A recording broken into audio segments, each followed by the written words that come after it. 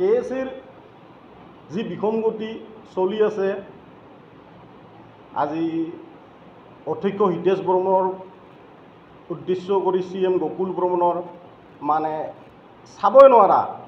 CM Gokul Barman হ'ল নাৰী নিৰ্যাতিত, তাৰপিছত গকুল হ'ল তাৰমানে দুৰ্নীতিৰ ওপৰত দুৰ্নীতি, ভ্ৰষ্টাচাৰ, যাক নাকি মানে ভাষা নাই।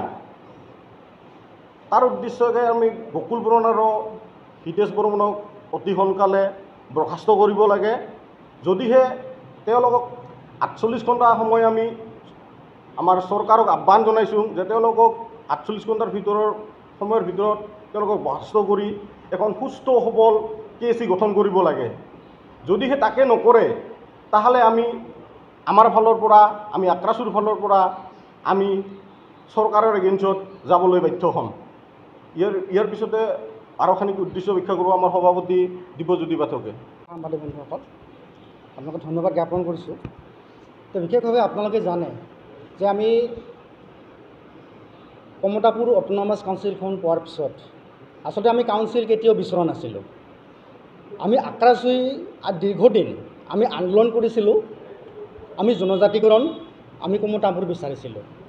কিন্তু চৰকাৰখনে হয়তো এই জাতিটোক কোচ ৰাজবংশীসকলৰ উন্নতিৰ কাৰণে এটা ভাল চিন্তা চৰ্চা কৰি হয়তো আমাৰ অট'নমাছ কাউন্সিলখন গঠন কৰি দিছিল। আৰু সেই গঠন কৰাৰ ক্ষেত্ৰত আমি আচলতে আদৰণিও জনাইছিলোঁ। যেতিয়া আমি কমতাপুৰ স্বায়ত্তশাসিত পৰিষদখন আমি পাইছিলোঁ, আমি চৰকাৰখনক আদৰণিও জনাইছিলোঁ। আৰু সেই ক্ষেত্ৰত আমি ভাবিছিলোঁ যে আচলতে কোচ ৰাজবংশীসকলৰ লগতে কোচ ৰাজবংশীসকলৰ একেলগে বসবাস কৰি থকা প্ৰতিটো জনগোষ্ঠীয়ে আমি কিছু উন্নতি সাধিব পাৰিম বুলি আমাৰ এটা ধাৰণা আছিলে। কিন্তু মানে বছৰ যোৱাৰ লগে লগে যিসকল ব্যক্তিৰ হাতত আচলতে সেই মানে চেয়াৰখনৰ অলংকিত কৰিলে, আমাৰ সন্মানীয় এটা সময়ত আক্ৰাসুৰ সম্পাদক আছিলে গকুল বৰ্মন ডাঙৰীয়া, আজি কমতাপুৰ কাউন্সিলত মুখ্য মানে ভূমিকাত তেওঁ থাকিল। কিন্তু যি ধৰণে জাতিটোক উন্নতি কৰিব লাগিছিল, যি ধৰণে জাতিটোক আগবঢ়াই লৈ যাব লাগিছিল, প্ৰতিটো জনগোষ্ঠীক একেলগে কৰি সকলোকে ৰাইজক মিলি আচলতে সেই কমতাপুৰ সংঘ শক্তিশালী ৰূপত তেওঁ লৈ যাব লাগিছিল। কিন্তু সেইটোকে নকৰি আমি যিটো দেখা পাইছোঁ বা আপোনালোকৰ জৰিয়তে যিবিলাক আমি মেছেজ পাইছোঁ, আচলতে আমি জাতিগতভাৱে কোচ ৰাজবংশীসকলে আমি লজ্জাবোধ কৰিছোঁ। আৰু লগে লগে আমি সেই বিষয়াক গকুল বৰ্মন ডাঙৰীয়াক আমি ধিক্কাৰ আৰু গৰিহণা দিছোঁ। এতিয়া চাওক, এজন মুখ্য চিফ, সেইজন মানুহ যেতিয়া এটা জাতিৰ নেতৃত্ব লৈ থকা কাউন্সিলৰ এজন মূল মানুহ, সেইজনে যদি এখন নাৰীৰ কেলেংকাৰীত জড়িত হৈ থাকে, তেতিয়াহ'লে এনেকুৱা মানুহ সেই কাউন্সিলত কিবা প্ৰয়োজন আছে নেকি? গতিকে আমি নাভাবোঁ যে সেই তেনেকুৱা মানুহ সেই কাউন্সিলত অন্তৰ্ভুক্ত হৈ থাকক। গতিকে যি ধৰণে আমাৰ অসমৰ মুখ্যমন্ত্ৰী এটা কথা কৈছিল, সন্মানীয় মুখ্যমন্ত্ৰীয়ে এটা কথা কৈছিল যে যদিহে গকুল বৰ্মনে মানে সৎ সাহস যদি আছে তেওঁলোকে অতি সোনকালে পদত্যাগ কৰিব লাগে, আৰু অন্যথা নহ'লে চৰকাৰে তেওঁলোকে মানে চৰকাৰে মানে হেৰি কৰিব আৰু ব্যৱস্থা গ্ৰহণ কৰিব। গতিকে সেই ক্ষেত্ৰত আমি সন্মানীয় গকুল বৰ্মন ডাঙৰীয়াক আমি সন্মান জনাই কথাখিনি ক'ব বিচাৰিছোঁ যে আপুনি নিজৰ সন্মানটো ৰক্ষা কৰি অতি সোনকালে পদত্যাগ কৰিব লাগে।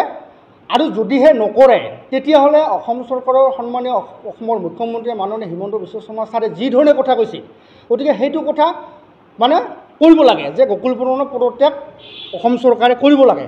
আৰু সেই পদটোত এজন সুস্থ সবল নেতৃত্ব দিব পৰা মানুহ তাত নিয়োগ কৰিব লাগে। আৰু সেইটো বস্তু আমি আমাৰ জিলা সমিতিয়ে আমি বিচাৰিছোঁ। আৰু ইয়াৰ লগে লগে আমি এটা কথা ক'ব বিচাৰিছোঁ, যি ধৰণে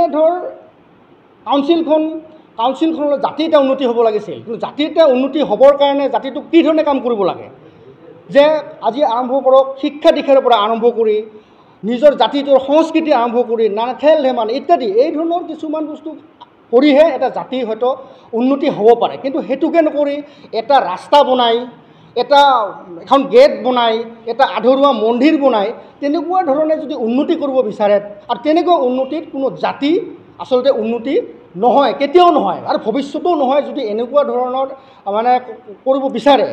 আজি চাওক, অধ্যক্ষ পদত অধিষ্ঠিত হৈ থকা সন্মানীয় প্ৰাক্তন সভাপতি হিতেশ্বৰ বৰ্মন ডাঙৰীয়াই এজন সুস্থ সবল মানুহ, তেওঁ সংগঠনত এজন প্ৰেছিডেণ্ট আছিলে, আৰু সেই মানুহজনে আজি তাৰিখত কমতাপুৰ কাউন্সিলখনত তেওঁ অধ্যক্ষৰূপে থাকিল। আজি অধ্যক্ষৰূপে থাকি যি ধৰণে জাতিক আগুৱাই ল'ব লাগিছিল, সমাজখনক উন্নতি কৰিব লাগিছিল, সেইটো নকৰি আচলতে তেওঁলোকে এটা চামিল মিলভাৱে কি ধৰণে আচলতে কাউন্সিলখনত লুটপাট কৰিব লাগে, খাব লাগে, কেলেংকাৰী কৰিব লাগে, দুৰ্নীতি কৰিব লাগে, আচলতে সেইটোহে কৰিবলৈ আমি দেখা পালোঁ আৰু সেইটোহে আচলতে প্ৰমাণ আমি পাইছোঁ আপোনালোকৰ মিডিয়াৰ যোগে। গতিকে আমি আহ্বান জনাইছোঁ যে গকুল বৰ্মনৰ লগতে হিতেশ্বৰ বৰ্মন ডাঙৰীয়াকো সসন্মানে আচলতে তাৰ পৰা পদত্যাগ কৰিব লাগে, আমি বঙাইগাঁও জিলা সমিতিয়ে আমি বিচাৰিছোঁ। আৰু যদিহে তেওঁলোকে আৰু সেই পদটোত অলংকৃত কৰিব বিচাৰে, তেতিয়াহ'লে বঙাইগাঁওবাসীৰ ৰাইজ তথা বঙাইগাঁও জিলা সমিতিয়ে কিন্তু আমি সচিবালয়ৰ সন্মুখত তীব্ৰ আন্দোলন কৰিবলৈ আমি প্ৰস্তুত হৈ আছোঁ আৰু আমি আন্দোলন নিশ্চয় কৰিম। মই এই বিষয়ে যেহেতু আমাৰ আক্ৰাচুৰ আমাৰ 3টা গোটৰ কেন্দ্ৰীয় সমিতি আছে, গতিকে আমাৰ জয়ন্ত মল্ল ছাৰৰ লগত কি ধৰণৰ আলোচনা হৈছে সেইটো কেন্দ্ৰীয় সমিতিয়ে নিশ্চয় অৱগত কৰিব। আমি ইমানখিনি আচলতে কেন্দ্ৰীয় সমিতিৰ কথা আমি ক'ব বিচৰা নাই, আমি জিলা সমিতি যিহেতু আমি ভিতৰৰ মাজত।